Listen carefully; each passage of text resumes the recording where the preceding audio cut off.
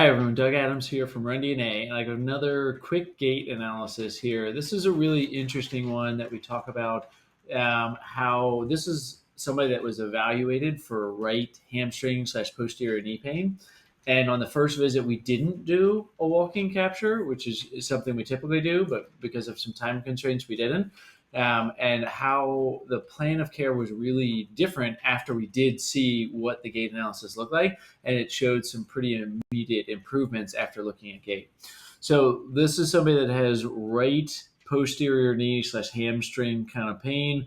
We'll just watch it a little bit and then go over some of it here. So there's left leg landing, right leg. That's from the side. We'll watch from the front, and we can just kind of see some different things going on. And even in the eval, it was pretty evident that there was a lot of pronation going on the right side. But we didn't really have the full picture of everything. So a lot of the focus was on localized treatment of saying, let's focus on some foot activation and strength and some balance and stability. And then we knew we would do a gait analysis pretty soon. But if you look at it, the score is 5.37. Duty factor asymmetry and stance time asymmetry, a little bit of favoring that leg, where we see that the involved side had a shorter ground contact time, 502 versus 535, so just a little reduced time there. And then we saw the pronation. If we look at some of the body chart here, we see definitely right side red on that. We're seeing kind of that light up a bit here. If we look at it, it was 11 degrees of pronation on the right and 8 degrees on the left. So a little high on both, but more so on the right versus the left there. So we tried just some cueing first just to see what we could do. And we actually, looking at that, because of just a little bit of pelvic stuff going on as well here, where there's a little bit of pelvic drop, we tried a cue of walk tall first. And when we did walk tall, the interesting thing was that actually worked pretty well, where the person felt a difference here. We saw that the score went down to a 3.29. Still the pronation, but we saw a little bit better with everything else. Just giving that cue, and I really have liked that cue for walking. It's been a really good one just to get people to control the pelvis a little bit better. No real change, if anything, maybe a little bit more pronation at 12 degrees of pronation on the right and 9 on the left here, but a little improvement around the pelvis and other areas here, which brought down the score overall. So then we thought we would actually try to cue specifically for the foot and see if we could do anything to help with the pronation. And there seemed to be a lot of tibial and femoral external rotation as well, in addition to it. So we tried a cue where, imagine there's a flashlight on the front of your foot. We did some drills at first and gave her a chance just to kind of see what that looked like. And then as we cued that, we had her just focus and pretend that there was a flashlight going, pointing forward as she goes. And she didn't really like this cue. It felt very strange to her.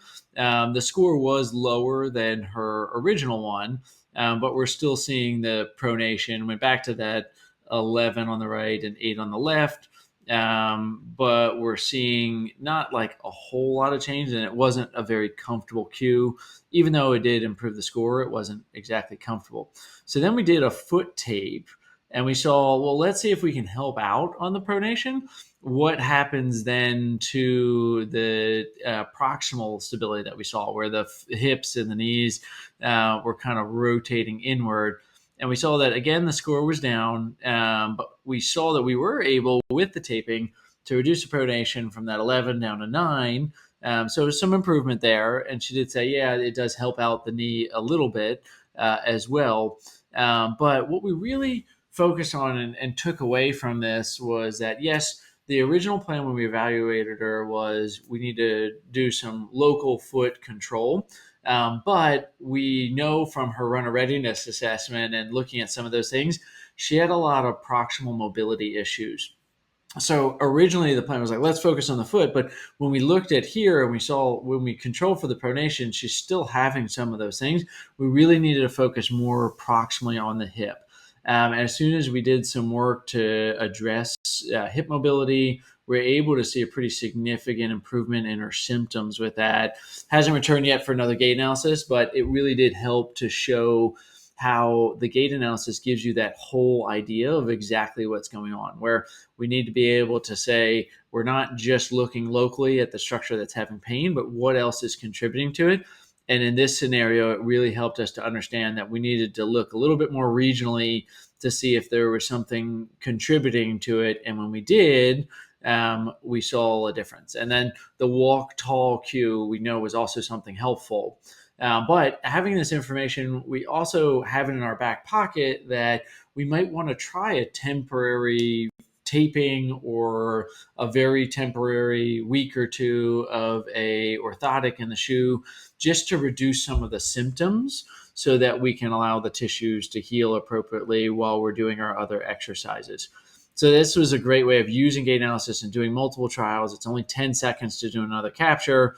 So we could try this. This whole ordeal that we're talking about was less than 10 minutes, where we did the baseline, tried one cue, tried another cue, taped it, put it up again, and we had a much better comprehensive plan of care that really is helping us get the results that we really wanted to get here in this scenario. So make sure you are incorporating gait analysis and getting objective data about it so that you're getting the results that you know you're capable of getting as well.